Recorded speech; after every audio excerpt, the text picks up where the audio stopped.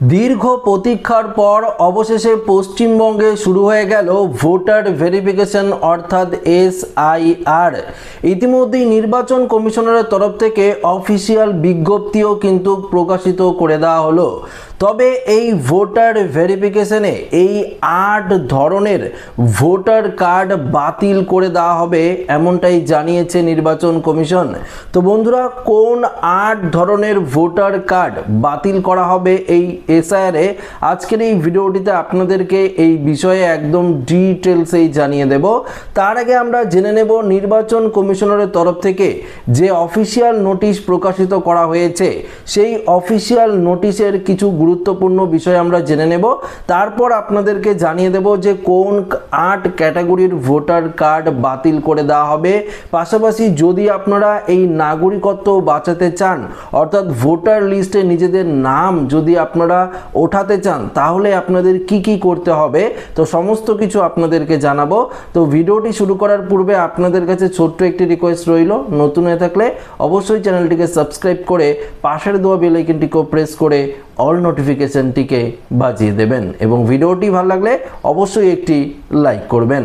তো বন্ধুরা, প্রথমত আপনাদেরকে জানিয়ে দিই, নির্বাচন কমিশনারের তরফ থেকে যে অফিসিয়াল বিজ্ঞপ্তি প্রকাশিত করা হয়েছে সেখানে পরিষ্কারভাবে নির্বাচন কমিশন জানিয়ে দিয়েছে যে ৪ নভেম্বর থেকে ৪ ডিসেম্বর পর্যন্ত বিএলও অফিসাররা আপনাদের বাড়িতে যাবে। অর্থাৎ এই যে ১ মাসের সময়, এই ১ মাসের মধ্যে প্রত্যেকের বাড়িতে বিএলও অফিসাররা গিয়ে অ্যানুমারেশন ফর্ম কিন্তু প্রত্যেকের হাতে দেবে। অর্থাৎ আগে থেকেই সেই অ্যানুমারেশন ফর্মে আপনার নিজেদের নাম, ভোটার কার্ড, আপনার ছবি সেগুলো কিন্তু থাকবে। তো প্রত্যেকের জন্য আলাদা আলাদা অ্যানুমারেশন ফর্ম থাকবে। সেই ফর্মটি আপনাদের হাতে কিন্তু নির্বাচন অর্থাৎ বিএলও অফিসাররা কিন্তু দেবে। সেই ফর্মটিকে আপনাদের ফিল আপ করে উপযুক্ত ডকুমেন্টস দিয়ে তাদেরকে জমা দিতে হবে এবং যদি আপনারা বৈধ প্রমাণিত হন তাহলেই কিন্তু এসআইআর অর্থাৎ ভোটার ভেরিফিকেশন 100% সফল হবে। তবে এই ভোটার ভেরিফিকেশনের সবথেকে গুরুত্বপূর্ণ বিষয় হলো এই যে ডকুমেন্টস, অর্থাৎ যেই ডকুমেন্টসগুলো দিয়ে আপনারা ভোটার ভেরিফিকেশন করাবেন সেই ডকুমেন্টসগুলোই কিন্তু সবথেকে গুরুত্বপূর্ণ রয়েছে। তো বন্ধুরা, বিশেষ করে নির্বাচন কমিশনারের তরফ থেকে জানিয়ে দেওয়া হয়েছে যে এই যে ভোটার ভেরিফিকেশনের যে প্রসেস, সেই প্রসেসে ৮ ক্যাটাগরির ভোটারদের নাম ভোটার লিস্ট থেকে কিন্তু বাতিল করে দেওয়া হবে। তো সেই ৮ ক্যাটাগরির মধ্যে কাদের কাদের নাম বাতিল করে দেওয়া হবে, ইতিমধ্যেই নির্বাচন কমিশনের তরফ থেকে এই নিয়ে যে লিস্ট প্রকাশিত করা হয়েছে সেটি আপনাদেরকে জানিয়ে দিচ্ছি। দেখুন, এখানে পরিষ্কার প্রথমত নির্বাচন কমিশন বলেছে, ১ নম্বরে বলেছে ২০০২ সালের তালিকা, অর্থাৎ ২০০২ সালের ভোটার তালিকায় যাদের নাম থাকবে না তাদের নাম সংশোধনের সময় বাদ যেতে পারে। এই ব্যাপারে একটু আপনাদেরকে জানিয়ে দিই, আপনারা প্রত্যেকেই জানেন আমাদের পশ্চিমবঙ্গে ২০০২ সালকে প্রাধান্য দেওয়া হয়েছে, বিহারের ক্ষেত্রে ২০০৩ সালকে প্রাধান্য দেওয়া হয়েছিল। তবে আমাদের পশ্চিমবঙ্গে যেহেতু ২০০২ সালের ভোটার লিস্টটিকে দেখে ম্যাপিংও করা হয়েছে ২০০২ সাল এবং ২০২৫ সাল, তো এই ২০০২ সালের ভোটার লিস্টে যদি আপনার নাম না থাকে তাহলে কোনো রকম সমস্যা নেই, কিন্তু আপনার বাবা মার নাম কিন্তু থাকতে হবে। যদি আপনার নামও না থাকে, আপনার বাবা মায়েরও নাম না থাকে, তাহলে আপনাদের ১১টি ডকুমেন্টসের মধ্যে যে কোনো একটি ডকুমেন্টস দেখাতে হবে। অর্থাৎ বিহারের ক্ষেত্রে যে ১১টি ডকুমেন্টস দিয়েছিল, আমাদের পশ্চিমবঙ্গের ক্ষেত্রে কিন্তু সেম সেই ১১টি ডকুমেন্টসের কথাই কিন্তু বলা হয়েছে। তো অবশ্যই আপনাদের যে কোনো একটি ডকুমেন্টস দেখাতে হবে। সেই ডকুমেন্টস যদি আপনারা দেখাতে না পারেন তাহলে 100% ভোটার ভেরিফিকেশনে আপনার নাম কিন্তু বাতিল করে দেওয়া হবে। এবং যদি আপনার বাবা মায়ের নাম বা আপনার নাম ২০০২ সালের ভোটার তালিকায় থাকে তাহলে কোনো রকম ডকুমেন্টসের প্রয়োজন ছাড়াই আপনারা কিন্তু এই এসআইআর সঠিকভাবেই করতে পারবেন। পরবর্তী কোন ধরনের ভোটার কার্ড বাতিল হতে পারে, দেখুন এখানে পরিষ্কার বলেছে ২ নম্বরে নাগরিকত্বের প্রমাণ।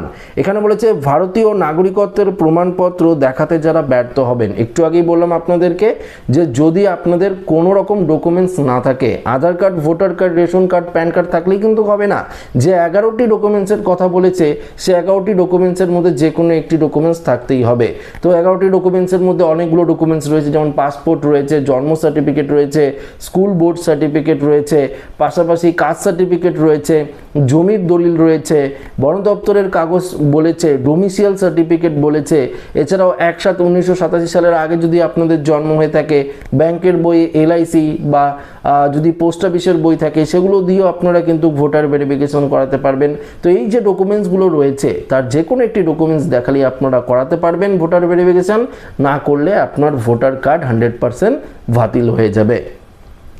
পরবর্তী 3 নম্বরে বলেছে মৃত ও বেআইনি ভোটার, অর্থাৎ ভোটার তালিকায় থাকা সমস্ত মৃত এবং বেআইনিভাবে অন্তর্ভুক্ত হওয়া ভোটারের নাম কিন্তু বাতিল হয়ে যাবে। তো বুঝতেই পারলেন, ধরুন 2002 সালে আপনার বাবা মায়ের নাম ভোটার তালিকায় আছে, কিন্তু এখন সে মারা গেছে, বাবা বা মা যে কোনো একজন যদি মারা গিয়ে থাকে, তাহলে আপনার কোনো সমস্যা হবে না, আপনি ভোটার ভেরিফিকেশন করাতে পারবেন। কিন্তু আপনার বাবা বা মা যে কোনো একজন যদি মারা যায়, তার নাম কিন্তু সেই লিস্ট থেকে বাতিল করে দেবে। এবং যারা অবৈধ, এখানে বলেছে বেআইনিভাবে অন্তর্ভুক্ত হয়েছে ভোটার তালিকায়, তারও নাম কিন্তু বাতিল করে দেওয়া হবে। পরবর্তী 4 নম্বর বলেছে ডুপ্লিকেট এপিক, অর্থাৎ ডুপ্লিকেট ভোটার কার্ড। এক্ষেত্রে কি বলেছে, যারা রাজ্যের বাইরে চলে গিয়েছেন অথচ দুটি এপিক নাম্বারে ভোটার কার্ড রয়েছে, অর্থাৎ ডুপ্লিকেট ভোটার নাম রয়েছে। এক্ষেত্রে বলেছে যারা বাইরে চলে গেছেন, ধরুন আপনারা আগে উত্তর 24 পরগনায় থাকতেন, এখন আপনারা দক্ষিণ 24 পরগনা বা মুর্শিদাবাদ, আপনারা যে কোনো এক জায়গায় চলে গেছেন, ডিস্ট্রিক্ট চেঞ্জ করেছেন, জেলা চেঞ্জ করেছেন, যদি আগের ভোটার লিস্টে আপনার যদি নাম থাকে এবং এখন যেখানে আপনারা রয়েছেন, সেক্ষেত্রে যদি আপনাদের আর যেখানে এখন রয়েছেন সেখানেও যদি ভোটার লিস্টের নাম থাকে, সেক্ষেত্রে অবশ্যই কিন্তু একটি ভোটার কার্ড বাতিল করে দেবে নির্বাচন কমিশন। অর্থাৎ এটি কিন্তু বলেছে ডুপ্লিকেট এপিক, অর্থাৎ ডুপ্লিকেট ভোটার কার্ড বাতিল করা হবে। পরবর্তী কারচুপি করে নাম তোলা, অর্থাৎ কারচুপি করে তোলা অবৈধ ভোটারের নাম বাতিল। ধরুন আপনারা বাংলাদেশ থেকে আমাদের পশ্চিমবঙ্গে এসেছেন, এসে কোনো দালালের হাত ধরে আপনারা ভোটার কার্ড বা রেশন কার্ড বা প্যান কার্ড বলুন, যে কোনো ডকুমেন্টসগুলো আপনারা বানিয়ে নিয়েছেন, এটাই তো কারচুপি করে বলা হচ্ছে। তো এই ধরনের যদি কোনো দালালের হাত ধরে বা আপনারা কারচুপি করে ভুয়ো পদ্ধতিতে এই ডকুমেন্টসগুলো যদি বানিয়ে থাকেন, সেক্ষেত্রেও আপনার নাম কিন্তু 100% বাতিল করে দেবে নির্বাচন কমিশন।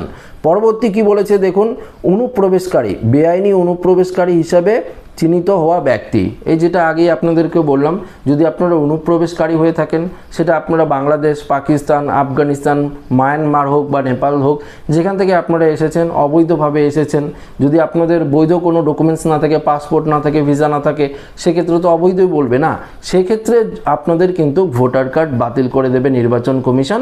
তো এই জিনিসটি কিন্তু আপনাদের মাথায় থাকতে হবে।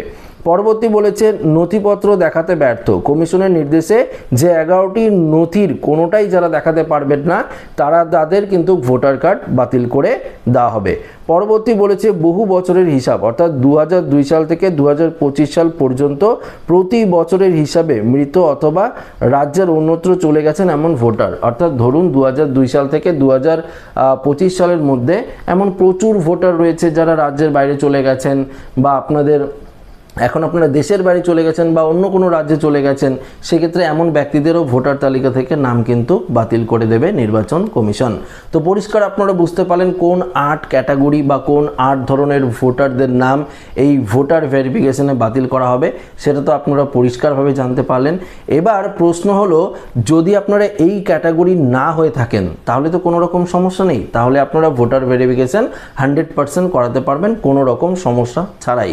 আর যদি এই ক্যাটাগরির মধ্যে পড়েন, তাহলে তো বাতিল হবেই, সেটা কিন্তু কেউ আটকাতে পারবে না। কেননা নির্বাচন কমিশন বলেছে যে এই এসআইআর এর একমাত্র উদ্দেশ্য হলো স্বচ্ছ ভোটার তালিকা প্রকাশ করা, যেটি কিন্তু অলরেডি একটি শিডিউলের মাধ্যমে নির্বাচন কমিশন জানিয়ে দিয়েছে যে প্রথমত 28 অক্টোবর থেকে যে এসআইআর যে প্রসেস সেটা কিন্তু চলবে, এবং 4 তারিখ থেকে অর্থাৎ 4 নভেম্বর থেকে 4 ডিসেম্বর মধ্যে যে একদম সময়টা রয়েছে, এর মধ্যে বিএলও অফিসাররা আপনাদের বাড়িতে গিয়ে অ্যানুমাল এনুমারেশন ফর্ম দেবে, সেই ফর্মটিকে আপনাদের ফিল আপ করে জমা দিতে হবে। তারপরেই খসড়া তালিকা প্রকাশ করবে। সেই খসড়া তালিকায় যদি আপনার নাম না থাকে আপনারা কমপ্লেন করার সুযোগও পাবেন। কমপ্লেন করার পর সেই ফাইনাল যে তালিকা ভোটার লিস্ট সেটা কিন্তু 7 ফেব্রুয়ারি 2026-এ প্রকাশিত করে দেবে নির্বাচন কমিশন। তো একদম পরিষ্কার আপনাদেরকে বোঝাতে পারলাম। এবার নির্বাচন কমিশনের তরফ থেকে পরিষ্কারভাবে জানিয়ে দিয়েছে যারা পরিযায়ী শ্রমিক রয়েছেন, যারা কাজ সূত্রে বাইরে থাকেন, তারাও কিন্তু অনলাইনে ভোটার ভেরিফিকেশন করতে পারবেন। কোনো রকম সমস্যা হবে না, বাড়িতে আসা আপনাদের কোনো রকম প্রয়োজন নেই। আপনারা যারা এখানেও থাকেন যদি চান আপনারা অনলাইনে ফর্ম ফিল আপ করবেন সেটিও করতে পারবেন, কেননা বিএলও অফিসাররা প্রচণ্ড পরিমাণে ব্যস্ত থাকবে, প্রত্যেকের বাড়িতে বাড়িতে যাবে। তো সেক্ষেত্রে তাদের অর্থাৎ তারা যে আপনার ফর্মটি ফিল আপ করে দেবে তাদের হাতে হয়তো যথেষ্ট সময় থাকবে না। তো আপনারা যদি অনলাইন ফর্ম ফিল আপ করতে পারেন করে নেবেন, যদি অফলাইনও করতে পারেন কোনো রকম সমস্যা নেই। বিএলও অফিসাররা তো আপনাদের বাড়িতে যাবে, তো তারাই কিন্তু আপনাকে সাহায্য করবে যে কোন প্রসেসে আপনারা ফর্মটি ফিল আপ করবেন। তো আশা করি ভিডিওটি প্রত্যেকের ভালো লেগেছে। ভিডিওটি ভালো লাগলে লাইক করবেন, বন্ধুদের সাথে শেয়ার করবেন, নতুন হয়ে থাকলে চ্যানেলটিকে সাবস্ক্রাইব করে নেবেন। ধন্যবাদ।